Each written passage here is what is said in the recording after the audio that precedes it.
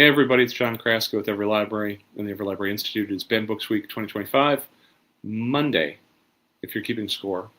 We are working this week with a lot of different authors, a lot of different publishers. We got some of the big five, we got a lot of indies, we got some self-published as well.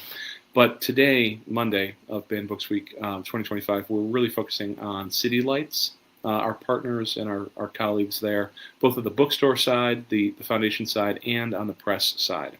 And I want to start off by acknowledging that and inviting you to review some of the other sessions that we've done today, Monday of Banned Books Week 2025. They're all available on demand for your catching up, if this is the first one that you're doing today.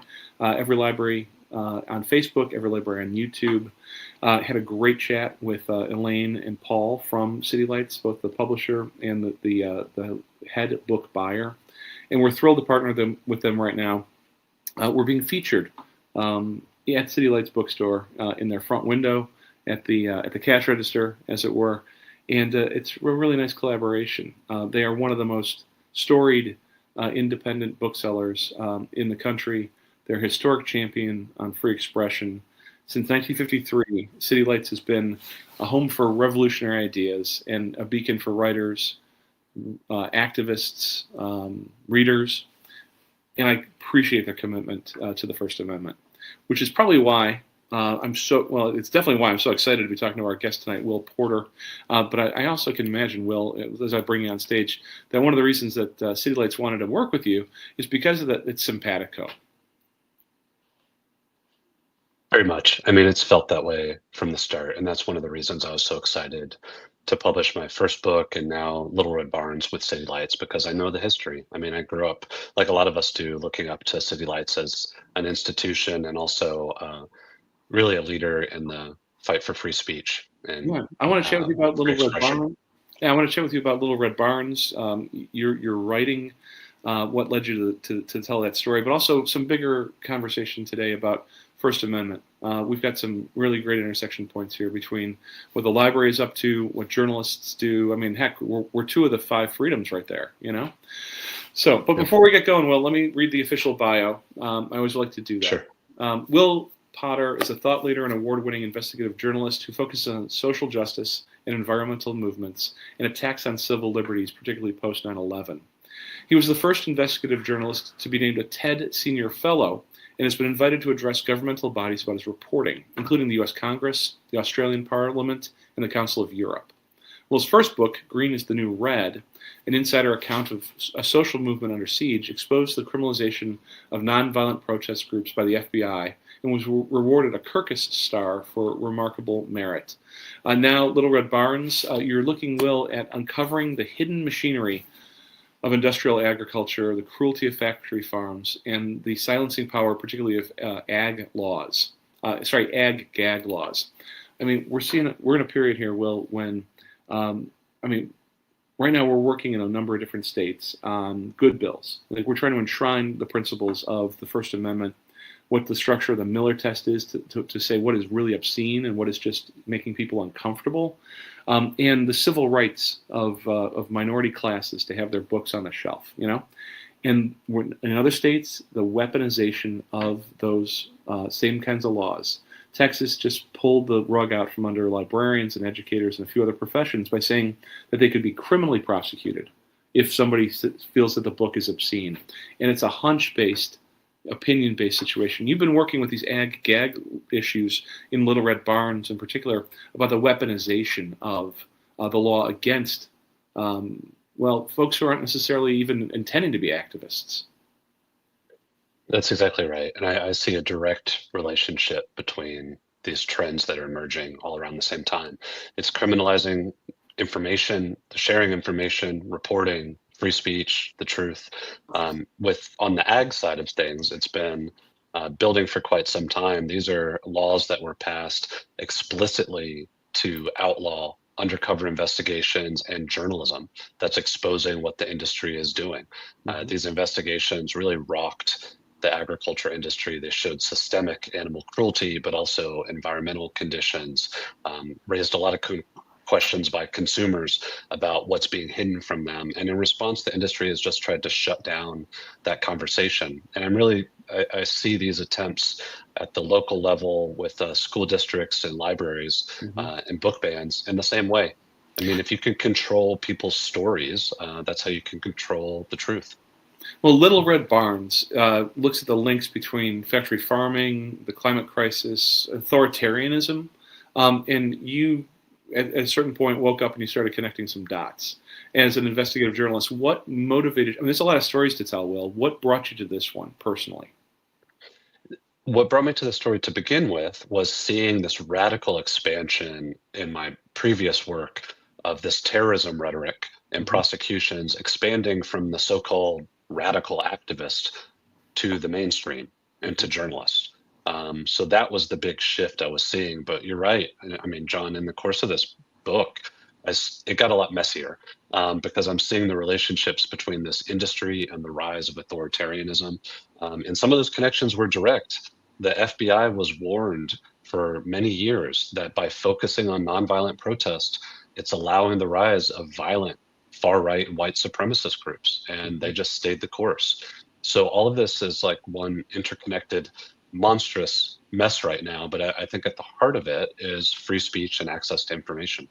Yeah, so the ag-gag, agriculture gag laws, if I'm not saying it clearly enough for our listeners and our viewers, they're designed to silence journalists. They're designed to silence whistleblowers and activists.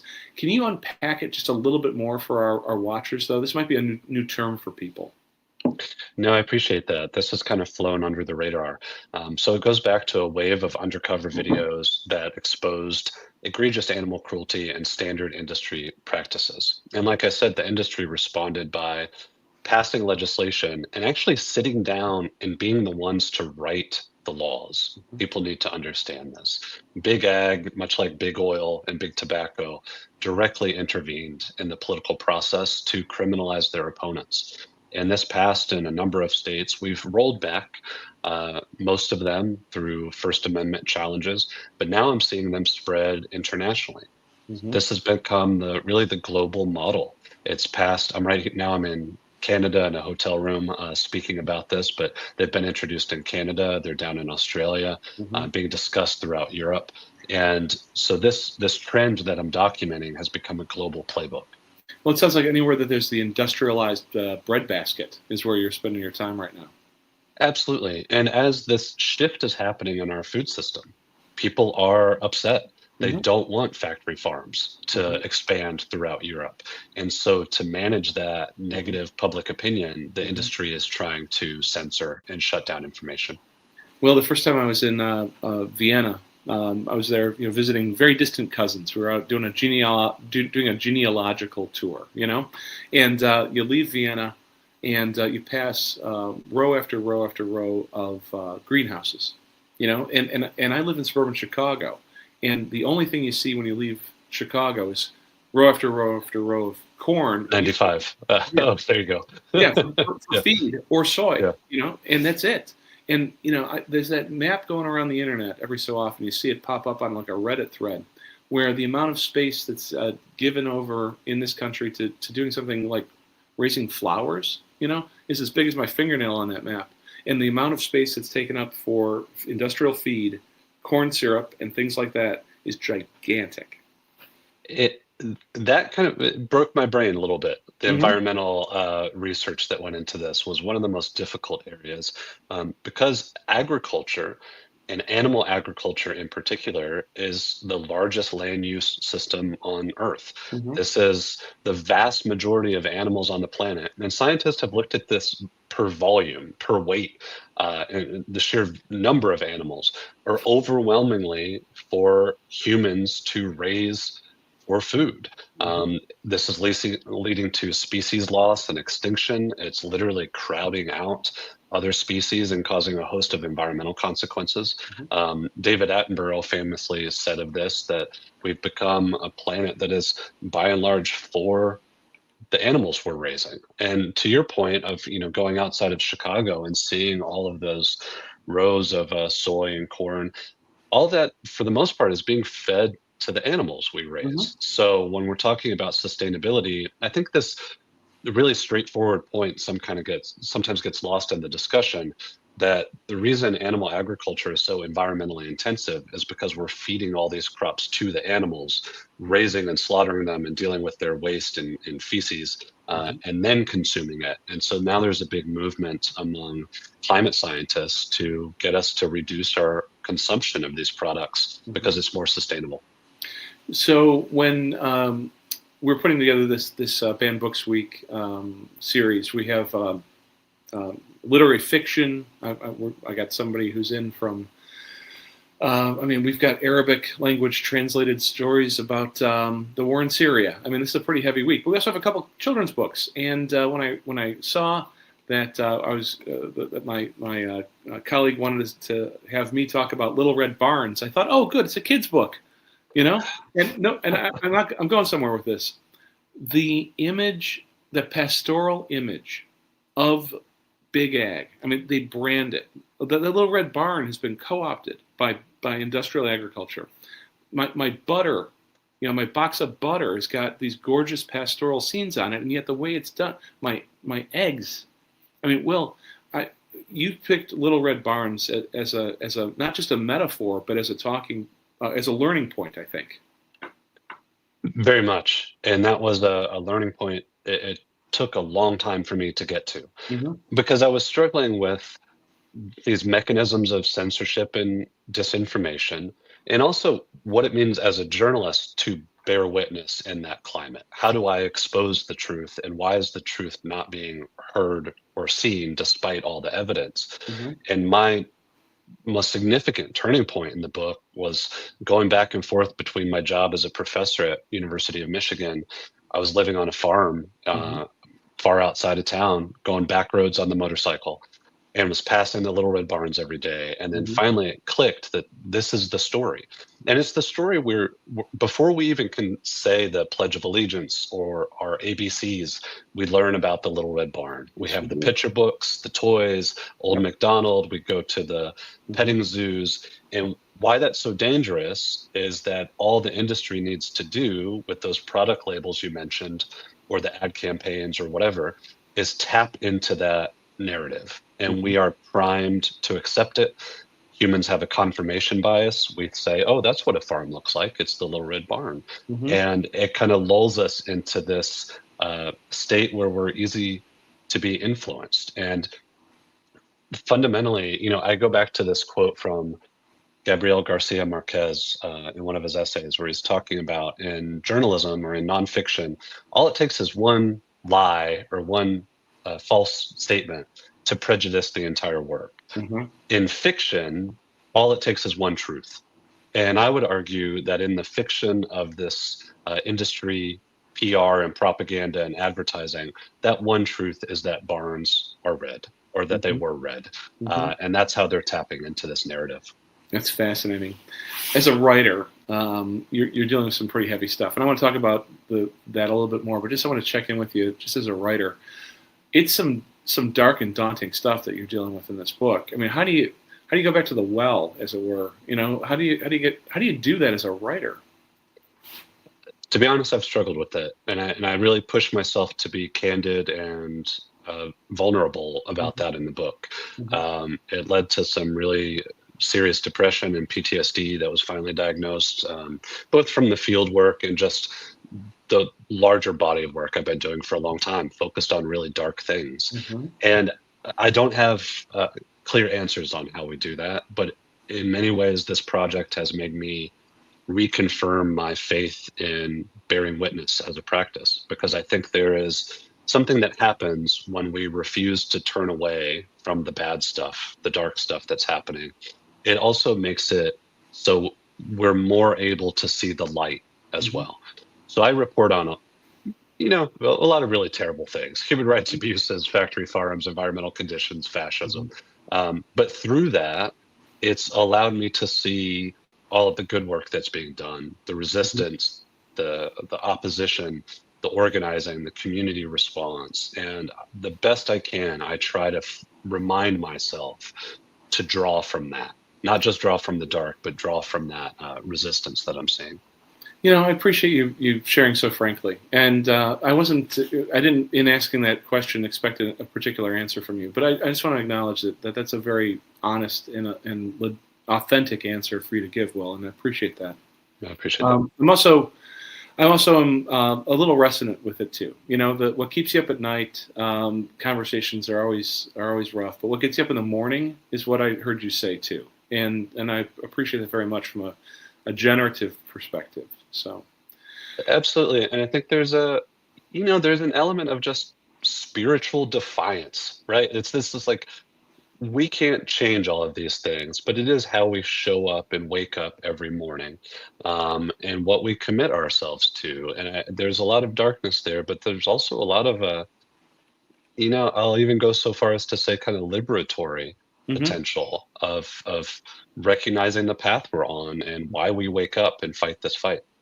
there has to be some truth telling because on the censorship side, I want to come back to the ag-gag laws that you've been exposing and some of the criminalization of protest and those labeling of folks who are activists as terrorists. But it's such an interesting thing that this is happening in so many different spaces. If you talk to public health colleagues, they'll tell you about it the same way a library colleague would tell you about it. The election administrators, they're going through this. There's a lack of truth telling. What does the law on the First Amendment actually say for readers?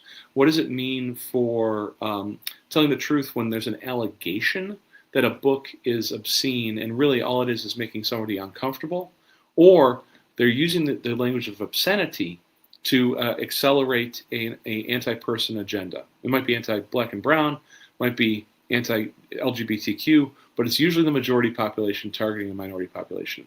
The truth telling that has to happen in that activism, as you mentioned with Gabriel Garcia Marquez's quote, is so difficult. And you've been writing all the way back to Green is the New Red.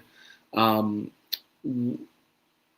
label of terrorism is so pernicious. Can you unpack that a little bit more for us with Little Red Barns too?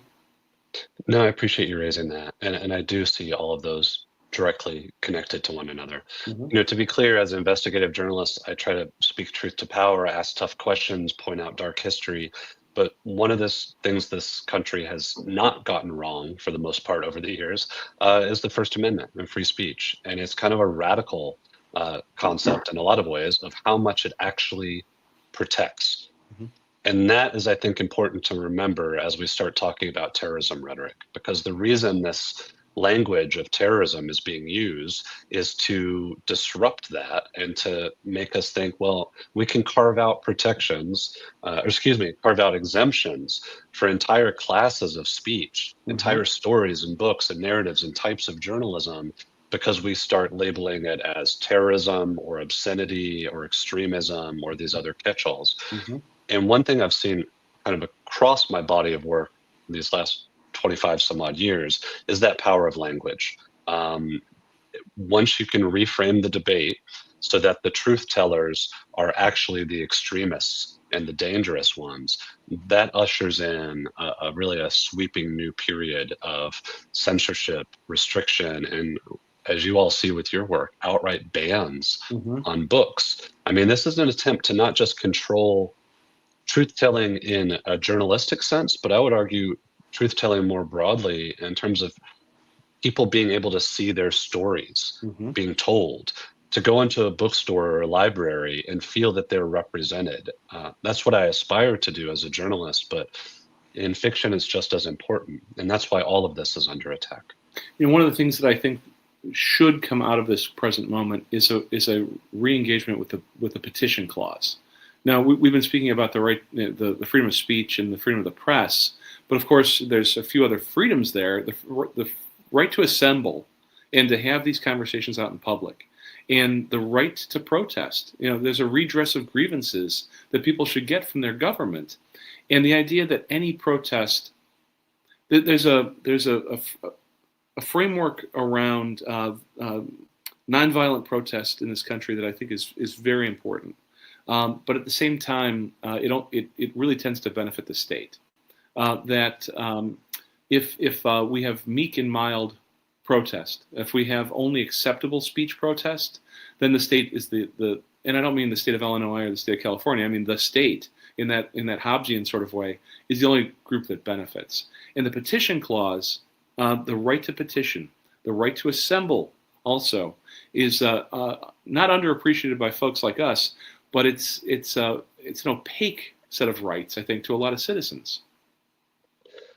To me, this really goes back to kind of a civics 101, or not even 101, elementary school. And Mhm. I don't even know if we teach civics anymore, but these are core fundamental ideas about what it means to be an engaged citizen and kind of someone who's curious about the world.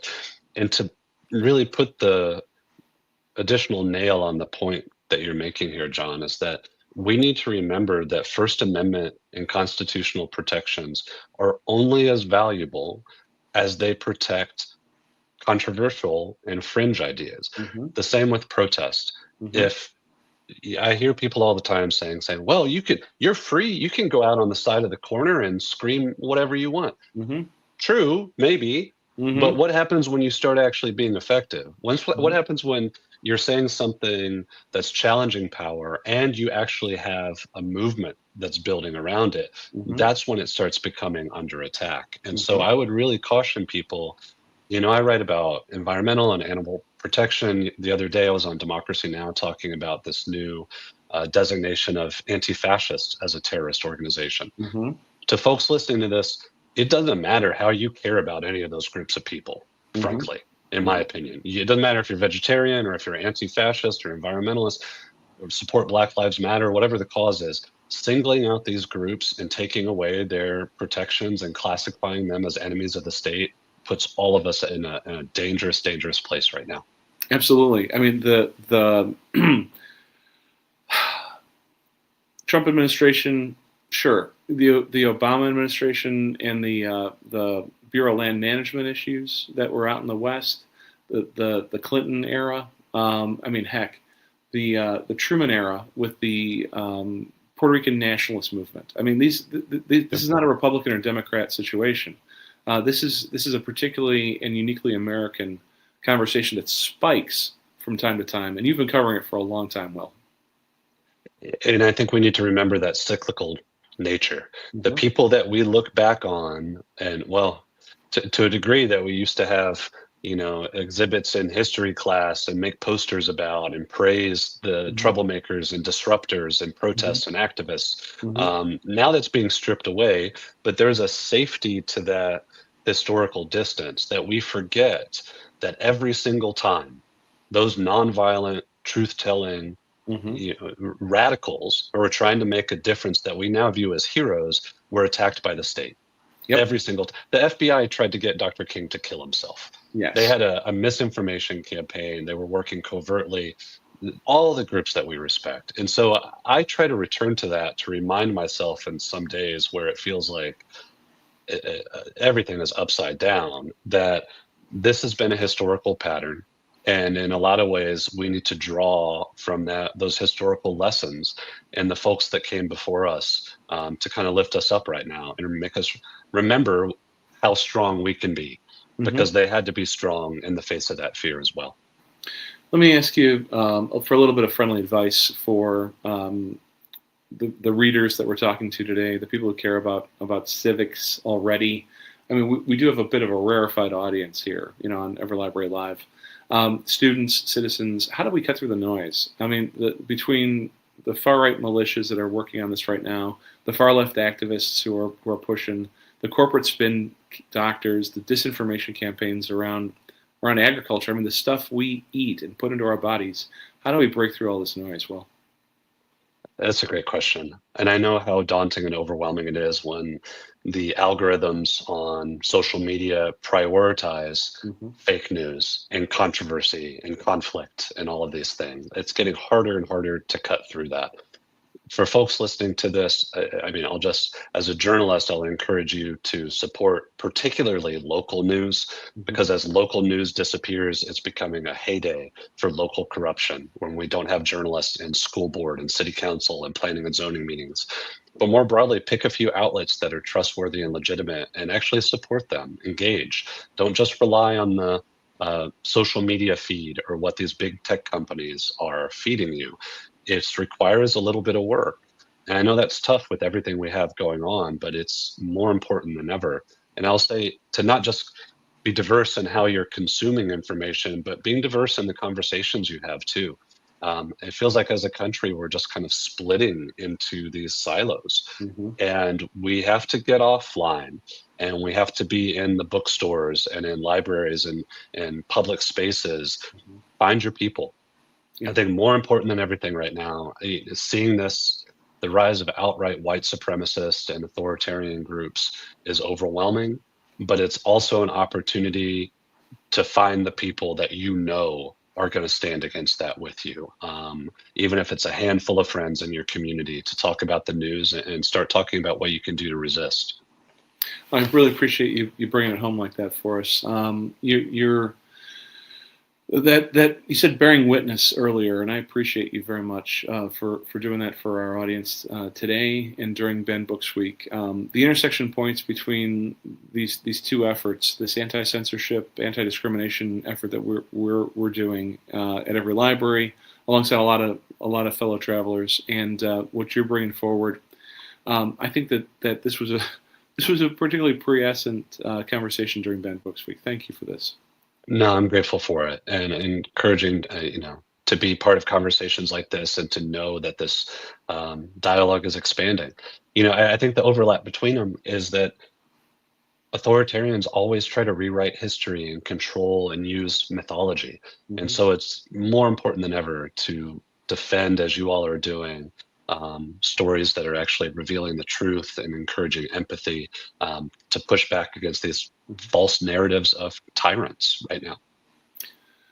Will Potter, Little Red Barns is the current book. Can you talk about what you're doing next? Is it still? Yeah, I can. No, I appreciate you raising that. I'm actually in full swing, building a new project. I'm working on a new media platform, kind of similar to some of the questions you raised about what we do right now.